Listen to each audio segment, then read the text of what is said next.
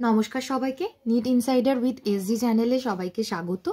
তো আজকে আমাদের টপিক হচ্ছে লুজ কানেকটিভ টিস্যুর আরেকটি পার্ট, যেটা মানে এরিওলার কানেকটিভ টিস্যু আর অ্যাডিপোজ কানেকটিভ টিস্যু ছিল। তো এরিওলার কানেকটিভ টিস্যু তো আমরা আগের ভিডিওতে কমপ্লিটলি শেষ করেছি, কোনো কোয়ারিজ থাকলে অবশ্যই আমায় জানিও। আজকের টপিকটা হচ্ছে অ্যাডিপোজ কানেকটিভ টিস্যু।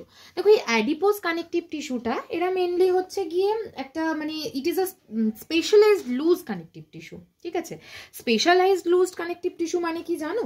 এরা mainly specialised to store fats. ঠিক আছে, তো আমি লিখে দিচ্ছি এখানে, দেখো এরা হচ্ছে কি স্পেশালাইজড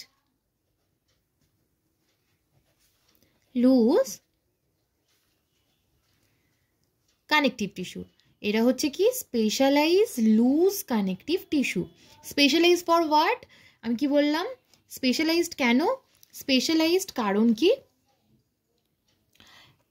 স্পেশালাইজড কেন? তাহলে স্পেশালাইজড হচ্ছে ফ্যাট স্টোর করার জন্য এরা স্পেশালাইজড লুজ কানেকটিভ টিস্যু। দেখো এইখানেও হচ্ছে গিয়ে সিমিলার অ্যারিওলার টিস্যু মানে অ্যারিওলার কানেকটিভ টিস্যুর মতনই সিমিলার সেল এখানেও আছে। সিমিলার সেল প্রেজেন্ট, আমি এখানে প্রেজেন্ট লিখছি, দেখো present as areolar connective tissue, areolar city. But একটা টুইস্ট আছে এখানে।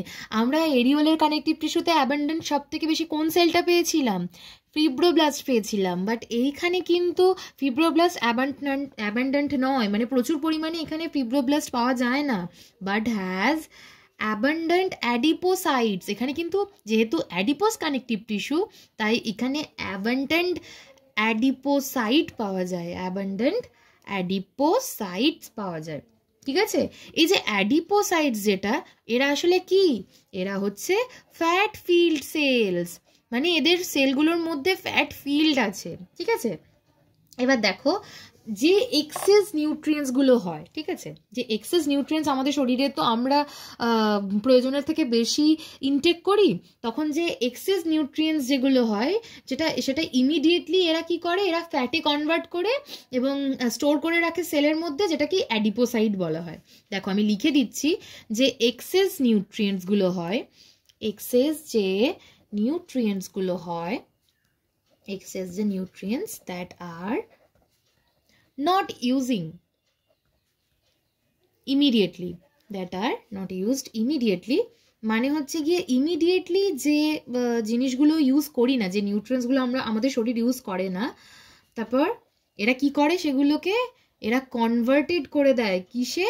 ইনটু ফ্যাট, ফ্যাটের মধ্যে কনভার্ট করে দেয়, এবং এটাকে কি করে? স্টোর করে রাখে কিসে? সেলগুলোর মধ্যে, যেটার নাম কি দেয়? In the cells called as adipocytes, adipocytes. ঠিক আছে, এরা এগুলোকে অ্যাডিপোসাইটস হিসেবে স্টোর করে রাখে। দেখো আমি তোমাকে একটা এক্সাম্পলের মাধ্যমে বুঝিয়ে দিচ্ছি। দেখো এগুলো হচ্ছে, এগুলোকে বলা হয় হচ্ছে গিয়ে ফ্যাট। ঠিক আছে, এগুলোকে আমি ধরে নিচ্ছি ফ্যাট। আর এই যে এটাকে আমি ধরে নিচ্ছি, ধরো এটা ফিব্রোব্লাস্ট, মানে যার মধ্যে নিউক্লিয়াস আছে। ঠিক আছে, এই যে নিউক্লিয়াস যেটা, এই যে নিউক্লিয়াস, এটা অ্যাকচুয়ালি মানে মডিফাইড ফিব্রোব্লাস্ট বলতে পারি আমরা, বাট এগুলো তো অ্যাকচুয়ালি অ্যাডিপোসাইট। তো দেখো এই যে নিউক্লিয়াস আছে, এটার থেকে এটাকে কি করছে? এটাকে দেখো কনভার্ট করছে, কনভার্ট করে কি করছে?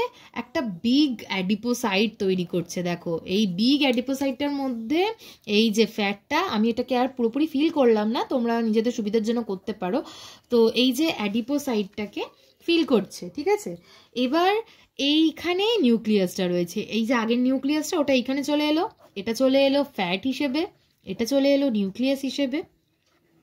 আর এটাকে কি বলা হয়? এটাকেই বলা হয় অ্যাডিপোসাইট, এটাকেই বলা হয় অ্যাডিপোসাইট। এবার দেখো এই জিনিসটাকেই বলা হয় fat storage area, fat storage area. ঠিক আছে,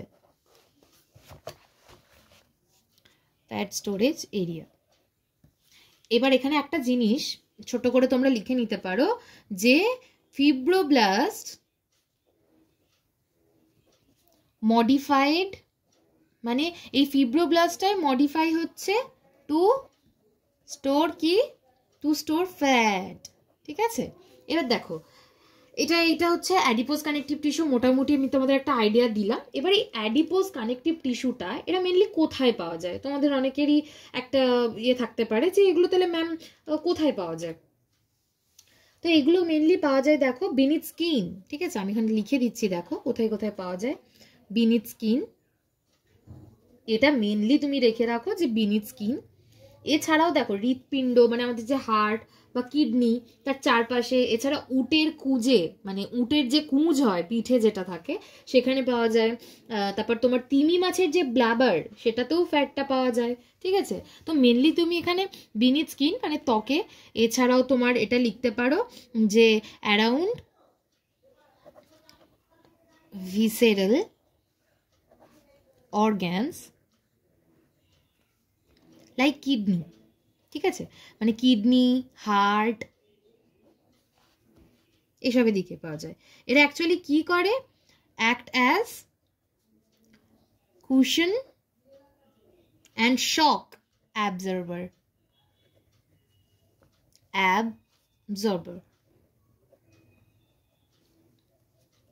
আর যেমন বললাম some aquatic animal like whale thick layer of called ব্ল্যাবার।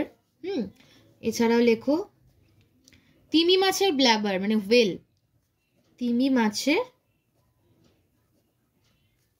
ব্ল্যাবারে পাওয়া যায়। এটা কি করে? Act as insulator. ঠিক আছে, এইটাই হচ্ছে মেনলি তোমার অবস্থান বা তুমি বলতে পারো লোকেশন, যেটা লোকেশন। ঠিক আছে, দেখো এই অ্যাডিপোসাইড কানেকটিভ টিস্যু যেটাকে বলা হয়, এই অ্যাডিপোসাইডের মেন ফাংশন যেগুলো আমি তোমাকে বলে দিচ্ছি। ফ্যাট রিজার্ভার হিসেবে মেনলি এরা কাজ করে। ঠিক আছে, দেহ এবং হাত ও পায়ের যে আকৃতি তাই এদের জন্যই এরা দায়ী। ঠিক আছে, দেহের যে তাপমাত্রা, আমাদের যে টেম্পারেচার আমাদের সেই বডির, সেটাকে নিয়ন্ত্রণ করে। ঠিক আছে, বৃক্ক মানে হচ্ছে কিডনি এবং চক্ষু মানে চোখ, এই দুটো বৃক্ক এবং চক্ষুর চারপাশে এরা শক অ্যাবজর্বিং কুশন গঠন করে, যেটা আমি লিখালাম একটু আগে। অন্তর্যন্ত্র সমূহকে যথাযথ স্থানে এরা মেনলি রাখতে সাহায্য করে। দেখো দু রকমের ফ্যাট হয়। ঠিক আছে, অ্যাডিপোজ কলার, এই যে ফ্যাট দু রকম হয়। ঠিক আছে, একটা হচ্ছে তোমার হোয়াইট ফ্যাট এবং আর একটা হচ্ছে তোমার ব্রাউন ফ্যাট। এই দুটো তোমার মেনলি ফ্যাট থাকে এদের। ঠিক আছে, এই অবধি মোটামুটি লাগবে অ্যাডিপোসাইড কানেকটিভ টিস্যু থেকে। এর পরের যে আমাদের নেক্সট টপিক সেটা হচ্ছে আমাদের ডেন্স কানেকটিভ টিস্যু। ঠিক আছে, তো এই যে ডেন্স কানেকটিভ টিস্যু, দেখো ডেন্স কানেকটিভ টিস্যু,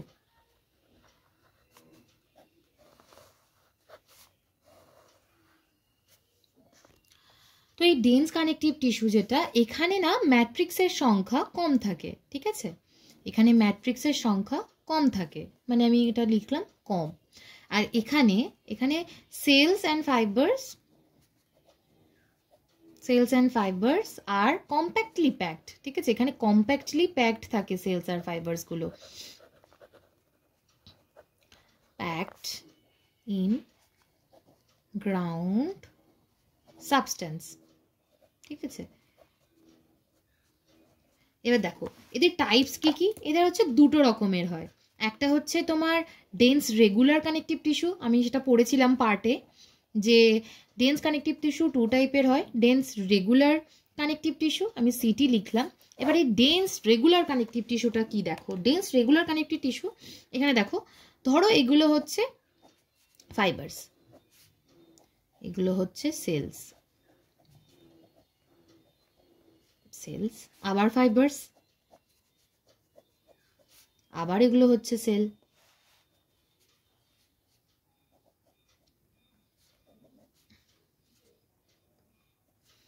আবার হচ্ছে ফাইবার।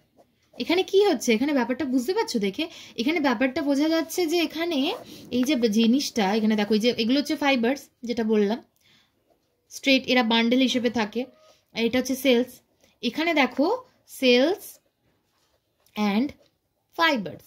এরা কি করছে দেখো, এরা প্যারালালি ইউনিফর্ম ওয়েতে অ্যারেঞ্জড আছে না, এরা প্যারালালি অ্যারেঞ্জড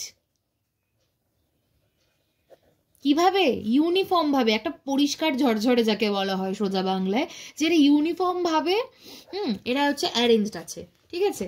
এদের এক্সাম্পল কি কি এবার দেখো, এদের এক্সাম্পল হচ্ছে লিগামেন্ট অ্যান্ড টেন্ডন। দেখো ভালো করে, এবার আমি আগে দেখাই লিগামেন্টটা। দেখো ধরো এগুলো হচ্ছে বোন, ঠিক আছে, এগুলো হচ্ছে বোন, এগুলো হচ্ছে বোন। এই লিগামেন্ট কোনটা, এই যে বোন টু বোনকে যে কানেক্ট করছে এইটাকে বলা হয় লিগামেন্ট।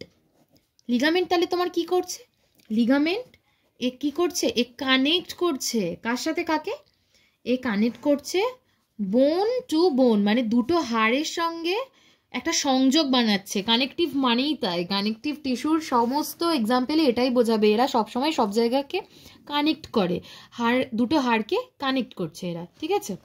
এবার যে টেন্ডনটা দেখো, টেন্ডনটা হচ্ছে এরা কি করে, এরা ধরো এটা ধরো একটা মাসেল, ঠিক আছে, আমি এটা বোঝানোর জন্য নিচ্ছি, এটা একটা মাসেল, এ কি করছে, আর এটা হচ্ছে একটা বোন, এই মাসেলের সাথে টেন্ডন কি করছে, এই বোনটাকে কানেক্ট করছে। তাহলে এর কাজটা কি, এখানে হবে হচ্ছে কানেক্টস মাসেল টু বোন, ঠিক আছে। এটা হচ্ছে দুটো এক্সাম্পল। আর একটা পার্ট কি, আর একটা পার্ট হচ্ছে ডেন্স ইরেগুলার। ওটা তো রেগুলার, বুঝতেই পেরেছো রেগুলার মানে কি, কতটা ইউনিফর্ম ওয়েতে ওটা অ্যারেঞ্জড আছে। আর এটা হচ্ছে ডেন্স ইরেগুলার কানেকটিভ টিস্যু, ঠিক আছে।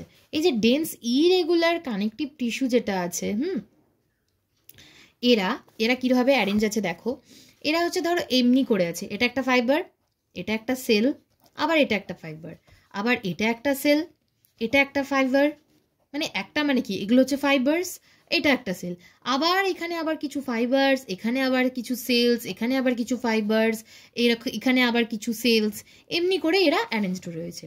তাহলে এখানে কি হচ্ছে, এখানে যেটা হচ্ছে সেটা হচ্ছে সেলস অ্যান্ড ফাইবার্স, মানে মোস্টলি এখানে কোলাজেন ফাইবারই পাওয়া যায়, ঠিক আছে।